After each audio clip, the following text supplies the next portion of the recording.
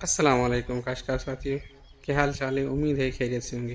काशकार साथियों, कुछ ही देर पहले जो कि यहाँ बारिश हुई है, खुसूसन जो है ना कॉटन क्रॉप के लिए इस स्टेज में, क्योंकि अभी 3 साढ़े 3 माह की फसल हो चुकी है। तो इसको बहुत ही नीड थी क्योंकि पेस्ट का ज़्यादा हमला हो चुका था।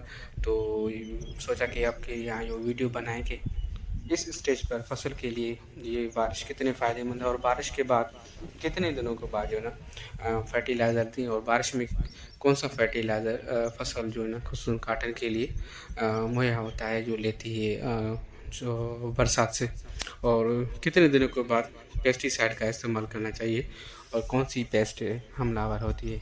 तो वीडियो मुकम्मल देखिएगा। तो अगर चैनल पर सब्सक्राइब नहीं है तो चैनल को सब्सक्राइब भी ज़रूर कर दीजिएगा। साथ ही बेल आइकन को भी प्रेस कर दीजिएगा ताकि हर आने वाली नई वीडियो मेरी आपको पहुंचती रहे।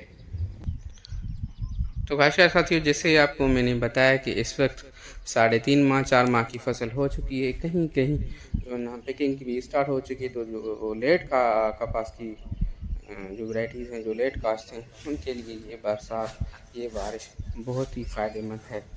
क्योंकि इस वक्त जो है ना तकरीबन वाइट फ्लाई, थ्रिप्स और जेसिड का हमला ज़्यादा अक्सर होता जा रहा था, क्योंकि दिन ब दिन, क्योंकि उसकी मौसम भी आजकल चल रही है। तो इस स्टेज में बारिश इंतहाई फ़ायदेमंद है काटून खसूसन कॉटन क्रॉप के लिए। इसमें एक तो ये प्लांट्स बिल्कुल आप देख रहे होंगे वॉश हो चुके हैं। ये देखें आप, पत्तियों के ऊपर इसमें भी पानी खड़ा है, गीले हो चुके हैं। तो बहुत ही फ़ायदेमंद है। इसमें क्या होगा कि वाइट फ्लाई जो होती हमलावर थी, कि अंडे थे, उसके छोटे बच्चे थे, तो इस बारिश में वो बिल्कुल ख़त्म हो चुके हैं। क्योंकि जब भी वाइट फ्लाई के पानी पड़ता है तो वो खुद ब खुद मर जाती है, ख़त्म हो जाती है, नीचे गिर जाती है, तो प्लांट साफ़ हो जाते हैं। ऐसा ही ये जैसे थ्रिप्स है वो भी गिर जाती है, पत्ते जो ना वाश हो चुके हैं, जैसेट भी गिर जाती है, ख़त्म हो जाती है, फसल से चली जाती है। तो अब बात आती है कितने दिनों के बाद ये फिर हमलावर होंगे।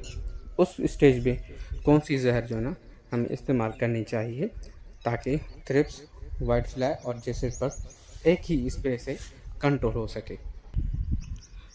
तो काश्तकार साथियों, इस स्टेज में जब तो तकरीबन अभी जब पत्ते वाश हो चुके हैं, प्लांट्स वाश हो चुके हैं बारिश से, अभी ये हमें 10-15 दिन का जो ना वक्फा आ चुका है। अब 10-15 दिनों के बाद ही अटैक होगा इसमें। जब 15-10 दिनों के बाद इसका अटैक हो, तब आपको कोशिश करनी चाहिए कि आप जो है ना जैसे वाइट फ्लाई और थ्रिप्स के लिए एक ही स्प्रे करें, यानी मिक्सचर स्प्रे करें, बजाय हर जो है ना प्रोडक्ट के अलग अलग आप प्रोडक्ट खरीद कर ना स्प्रे करें। एक ही स्प्रे करें जो इन तीनों जो है ना पेस्ट पर कंट्रोल कर सके या उनको ख़त्म कर दे।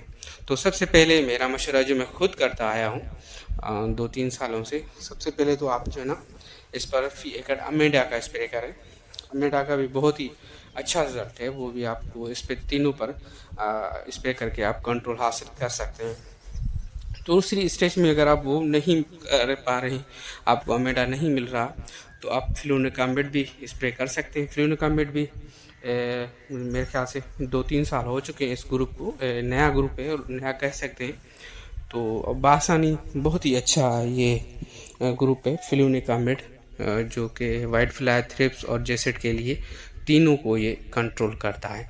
तो आप दोनों में से कोई भी एक जो है ना इसका ग्रुप ज़ेरो का लेकर इसको बआसानी कंट्रोल कर सकते हैं। लेकिन कोशिश करें कि आप दूसरे तीसरे दिन इस्तेमाल ना करें इसको, 10-15 दिन इसको छोड़ दें, वक्फा दें, क्योंकि प्लांट्स मैंने आपको जैसे बताया कि वाश हो चुके हैं। अभी आपको नज़दीक से दिखाता हूँ कैसे वाश हो चुके हैं।